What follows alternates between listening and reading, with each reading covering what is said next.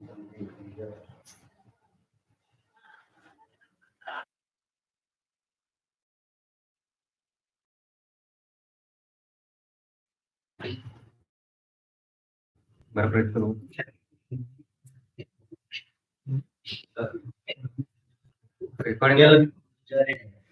ನಮನಗಳನ್ನ ಹೇಳುತ್ತಾ ಮೊಟ್ಟ ಮೊದಲಿಗೆ ಇಂದು ನಮ್ಮ ಭಾರತ ದೇಶದಲ್ಲಿ ಬ್ರಿಟಿಷರ ವಿರುದ್ಧ ಹೋರಾಡಿದಂತ ಮಹಾನ್ ಪುಣ್ಯ ಪುರುಷರಲ್ಲಿ ಒಬ್ಬರಾದಂತ ಶ್ರೀ ಎಲ್ಲರಿಗೂ ಇರುತ್ತಾ ಈಗ ಬಿರ್ಸಾ ಮುಂಡಾ ಅವರ ಕೆಲವೊಂದು ಕಿರು ಪರಿಚಯವನ್ನು ಹೇಳ್ತೇನೆ.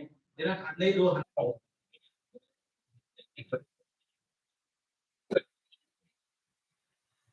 एक साथ जोर से नारे गीते शुरू करें।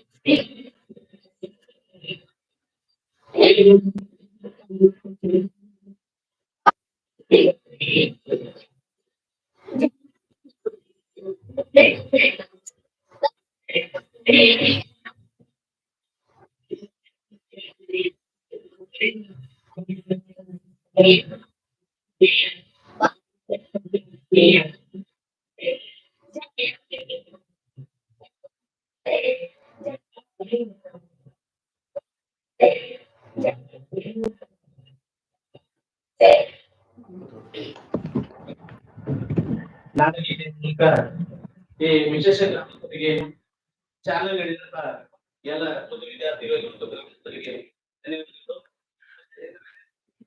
ಈಗ ಮುಂದಿನದಾಗಿ ಈ ಒಂದು ನಾಲ್ಕನೂರು ಕೇಳಿ ಗ್ರಾಮ ಪಂಚಾಯತಿ ವ್ಯಾಪ್ತಿಯಲ್ಲಿ ಬರುವಂತ ಬಿದ್ರೇವಾಡಿ ಗ್ರಾಮದಲ್ಲಿ ವಿಶೇಷ ಗ್ರಾಮ ಸಭೆಯನ್ನು ಹಮ್ಮಿಕೊಂಡಿದ್ದು ಈ ಗ್ರಾಮ ಸಭೆಯಲ್ಲಿ ಭಾಗವಹಿಸಿದಂತ ವೇದಿಕೆ ಮೇಲೆ ಎಲ್ಲ ಗಣ್ಯಮಾನ್ಯರಿಗೂ ಮತ್ತು ಸಭೆಯಲ್ಲಿ ಭಾಗವಹಿಸಿದಂತ ಎಲ್ಲ ಗ್ರಾಮಸ್ಥರನ್ನು ಸ್ವಾಗತವನ್ನು ಕೋರಲಿದ್ದಾರೆ ನಮ್ಮ ಊರಿನ ಹಿರಿಯರಾದಂತ ಗಣಪತಿ ಕಾಂಬಳೆ ಅವರು.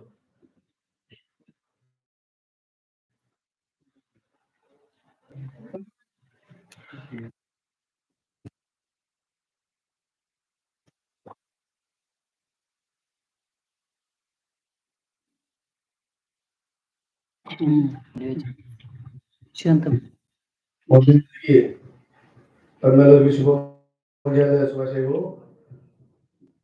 ನಾಗನೂರು ಕಿಡಿ ಗ್ರಾಮ ಪಂಚಾಯತ್ ವ್ಯಾಪ್ತಿಯಲ್ಲಿ ಬರುವ ಬಿದ್ರೇವಾಡಿ ಗ್ರಾಮದ 150ನೇ ಬಿರ್ಸಾ ಮುಂಡಾ ಅವರ ಹುಟ್ಟುಹಬ್ಬದ ಅಂಗವಾಗಿ ಇಲ್ಲಿ ಎಲ್ಲರೂ ಹಮ್ಮಿಕೊಂಡಿದ್ದೇವೆ. ಇಲ್ಲಿಂದ ಹಮ್ಮಿಕೊಂಡಂತ ಎಲ್ಲರಿಗೂ ಸ್ವಾಗತವನ್ನು ಕೊಡ್ತೇನೆ. ಮೊದಲನೇದಾಗಿ ಈ ಕಾರ್ಯಕ್ರಮದ ಅತಿಥಿಯನ್ನು ಸಿದ್ದಪ್ಪ ಮಣಿಗೆ ಅವರು ವಹಿಸಿರುತ್ತಾರೆ. ಅವರಿಗೆ ತುಂಬಾ ಗೊತ್ತಾಗಿದೆ. ಕಿರಾಣ ದೇಸಾಯಿ ಅವರು ಇಲ್ಲಿ ಭಾಗವಹಿಸಿರುತ್ತಾರೆ. ಅವರಿಗೆ ಅದೇ ರೀತಿಯಾಗಿ ನಮ್ಮ ಗ್ರಾಮದ ಮುಖಂಡರಾದ ವಿಠಲ ಮೂರ್ತಿ ಅವರು ಆಗಮಿಸಿದ್ದಾರೆ. ಅವರಿಗೂ ಕೂಡ ತುಂಬ ಹೃದಯ ಧನ್ಯವಾದಗಳು. ಅದೇ ರೀತಿ ನಮ್ಮ ಗ್ರಾಮ ಪಂಚಾಯತಿಯ ಸೆಕ್ರೆಟರಿ ಸಾಹೇಬರಾದಂತ ಯಾಸಿನ್ ಸರ್ ಅವರಿಗೆ ಶುಭಾಶಯ ಕೊಡ್ತೀವಿ. ಅದೇ ರೀತಿ ಗ್ರಾಮ ಪಂಚಾಯತಿ ಶಿವನಾಯಕ್ ಸಾಹೇಬ್ರಿಗೆ ಧನ್ಯವಾದವನ್ನು ಕೊಡ್ತೀವಿ. ಅದೇ ರೀತಿ ನಮ್ಮ ಪ್ರಾಥಮಿಕ ಶಾಲೆಯ ಕನ್ನಡ ಪ್ರಾಥಮಿಕ ಶಾಲೆಯ ಕುಪ್ಪ ಸರ್ ಅವರಿಗೆ ಸ್ವಾಗತ ಕೊಡ್ತೇನೆ.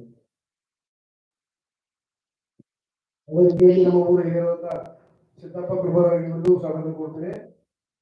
ಗಂಗಪ್ಪ ಪಾಟೀಲ್ ಅವರಿಗೆ, ಶಂಕರ್ ವಾಲಿ ಅವರಿಗೆ, ಅದೇ ರೀತಿ ಗ್ರಾಮ ಪಂಚಾಯತ್ ಅಪ್ಪಾಜಿ ಪಾಟೀಲ್ ಅವರಿಗೆ,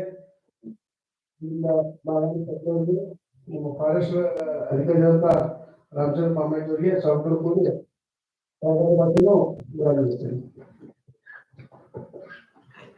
ಈ ಒಂದು ವಿಶೇಷ ಗ್ರಾಮ ಸಭೆಯಲ್ಲಿ ವೇದಿಕೆ ಮೇಲೆ ಇರುವಂತಹ ಗಣ್ಯಮಾನ್ಯರಿಗೂ ಮತ್ತು ಗ್ರಾಮಸ್ಥರಿಗೂ ಎಲ್ಲರಿಗೂ ಕೂಡ ಸ್ವಾಗತ ಕೋರಿದಂತ ನಮ್ಮ ಗ್ರಾಮದ ಹಿರಿಯರಾದಂತಹ ಗಣಪತಿ ಕಾಂಬ್ಳಿಯವರಿಗೂ ಕೂಡ ನಾನು ವಿಶೇಷವಾದ ಸ್ವಾಗತವನ್ನು ಕೋರುತ್ತೇನೆ. ಸ್ವಾಗತ ಕಾರ್ಯಕ್ರಮವನ್ನು ನೆರವೇರಿಸಿಕೊಟ್ಟಂತಹ ಕಾಂಬ್ಳಿಯವರಿಗೆ ಧನ್ಯವಾದಗಳು. ಈಗ ಮುಂದಿನದಾಗಿ ಈ ಗ್ರಾಮ ಸಭೆಯ ಅಧ್ಯಕ್ಷತೆ ವಹಿಸಿದಂತ ಅಧ್ಯಕ್ಷರ ಒಂದು ಪ್ರಸ್ತಾವಿಕೆ ನೋಡಿ.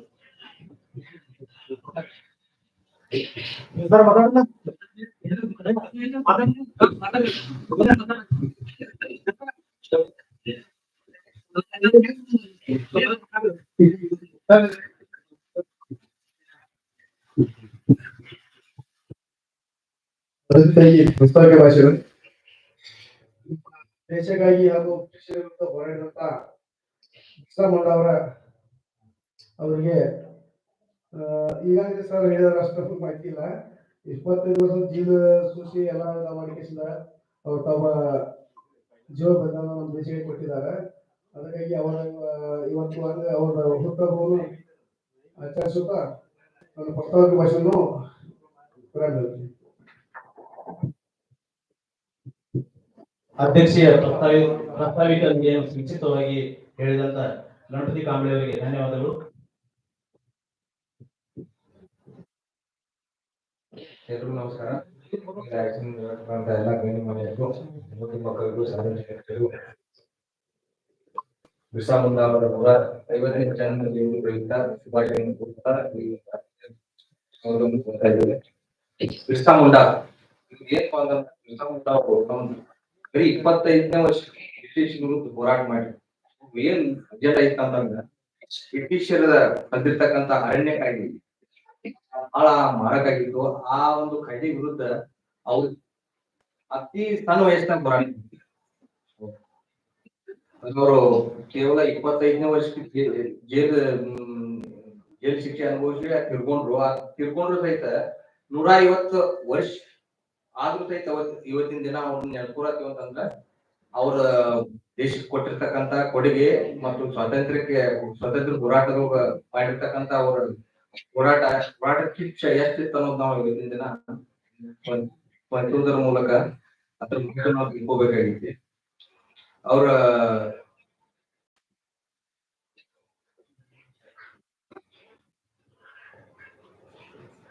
ಅವರಿಗೆ ಸಲ್ಲಿಸುವುದರ ಮೂಲಕ ಇವತ್ತಿನ ದಿನ ಭಾರತದ ಪ್ರಸ್ತಾವನೆಯನ್ನು ಇವತ್ತಿನ ದಿನ ಓದಿ ಹೇಳ್ತೇವೆ. ಭಾರತ ಸಂವಿಧಾನ ಪೀಠಿಕೆ ಭಾರತದ ಜನತೆಯಾದ ನಾವು ಭಾರತವನ್ನು ಸಾರ್ವಭೌಮ ಜಾತ್ಯತೀತ ಧರ್ಮ ನಿರಪೇಕ್ಷ ಪ್ರಜಾಸತ್ತಾತ್ಮಕ ಗಣರಾಜ್ಯವನ್ನಾಗಿ ರೂಪಿಸುವುದಕ್ಕಾಗಿ ಭಾರತದ ಎಲ್ಲಾ ಪ್ರಜೆಗಳಿಗೆ ಸಾಮಾಜಿಕ, ಆರ್ಥಿಕ ಮತ್ತು ರಾಜಕೀಯ ನ್ಯಾಯವನ್ನು, ವಿಚಾರ, ಅಭಿವೃದ್ಧಿ, ನಂಬಿಕೆ, ಧರ್ಮ ಮತ್ತು ಉಪಾಸನೆ ಸ್ವಾತಂತ್ರ್ಯವನ್ನು, ಸ್ಥಾನಮಾನ ಮತ್ತು ಅವಕಾಶಗಳ ಸಮಾನತೆಯನ್ನು ದೊರೆಯುವಂತೆ ಮಾಡುವುದಕ್ಕಾಗಿ ವ್ಯಕ್ತಿ ಗೌರವ, ದೇಶದ ಏಕತೆ, ಸಮಗ್ರತೆಗಾಗಿ ಎಲ್ಲರಲ್ಲಿ ಪಾತೃತ್ವ ಭಾವನೆಯನ್ನು ಮೂಡಿಸುವುದಕ್ಕೆ ದೃಢ ಸಂಕಲ್ಪ ಮಾಡಿ ನಮ್ಮ ಸಂವಿಧಾನ ಸಭೆಯಲ್ಲಿ 1949ನೇ ಇಸ್ವಿಯ ನವೆಂಬರ್ ತಿಂಗಳ 26ನೇ ಸಂವಿಧಾನ ನಮಗೆ ಶಾಸನವಾಗಿ ವೀಕ್ಷಿಸಿದ್ದೀವಿ.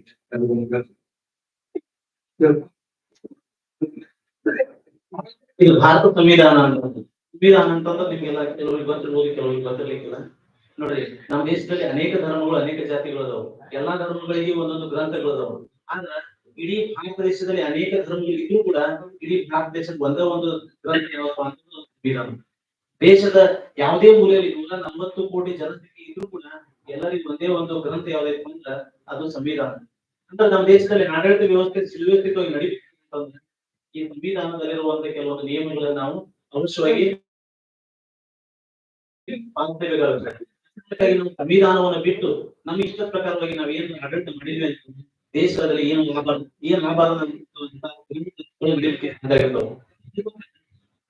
ನಮಗೆ ಇಡೀ ಸಂವಿಧಾನ ಈ ಸಂವಿಧಾನದಲ್ಲಿ ಏನು ಬರೆಯಲ್ಪಟ್ಟಿದೆ ಅಂತ ಈ ಭಾರತ ಸಂವಿಧಾನದ ಪೀಠಿಕೆಯಲ್ಲಿ ಬರೆದಿದ್ದಾರೆ. ಈ ಪೀಠಿಕೆಯಲ್ಲಿ ಯಾರು ಬರೋದು ಅಂತಂದ್ರ ಭಾರತ ದೇಶದ ಪ್ರಧಾನಮಂತ್ರಿ ಜವಾಹರ್ಲಾಲ್ ನೆಹರು ಅವರು ಬಂದರು.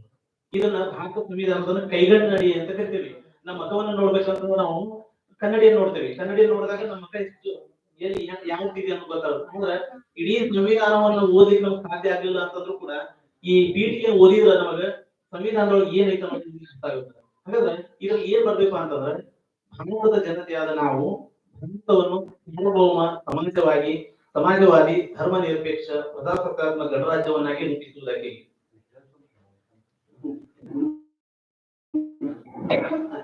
ಎಲ್ಲರೂ ಹೇಳ್ತಾರೆ ಬಲವೇ ಮುಂಚೆ